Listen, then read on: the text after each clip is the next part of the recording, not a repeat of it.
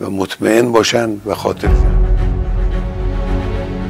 খামেনিকে হত্যার কথা স্পষ্ট করেই বলেছে ইসরায়েল।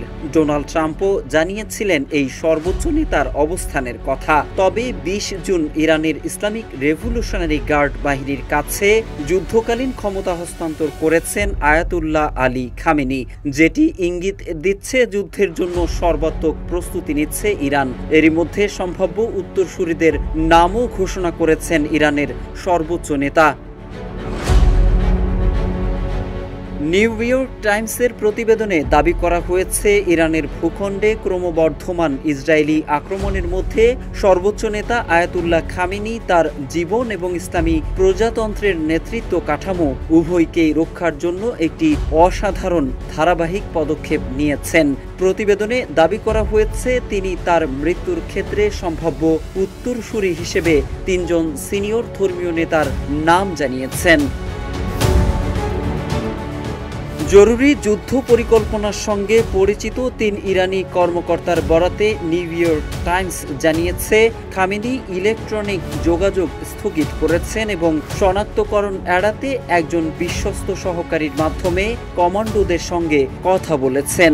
আরও বলা হয়েছে, খামেনি এখন একটি বাংকারে সময় কাটাচ্ছেন। তাকে হত্যার ইসরায়েলি হুমকির মধ্যে এই পদক্ষেপ নেওয়া হয়েছে।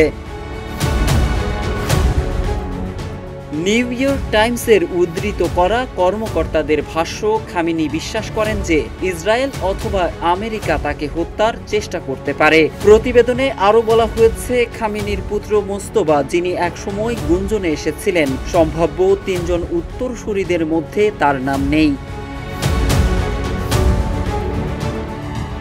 নিরাপত্তা উদ্বেগের কারণে ইরানের গোয়েন্দা মন্ত্রণালয় কঠোর ব্যবস্থা গ্রহণ করেছে, যার মধ্যে ঊর্ধ্বতন কর্মকর্তা এবং সামরিক কমান্ডোদের ফোন বা ইলেকট্রনিক ডিভাইস ব্যবহারের উপর বিধিনিষেধ রয়েছে। তবে নিউ ইয়র্ক টাইমসের এই প্রতিবেদন সম্পর্কে ইরানের পক্ষ থেকে এখন পর্যন্ত কোনো মন্তব্য আসেনি বলে জানানো হয়েছে।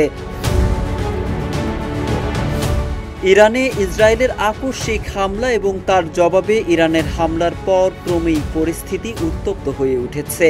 ধারণা করা হচ্ছে, যদি এই যুদ্ধ পরিস্থিতির উন্নতি না হয়, তবে মধ্যপ্রাচ্যকে ঘিরে শুরু হওয়া এই সংঘাতে জড়িয়ে পড়তে পারে রাশিয়া, চীন ও যুক্তরাষ্ট্রের মতো দেশগুলো। মোহাম্মদ সাইফুল ইসলাম, ইত্তেফাক।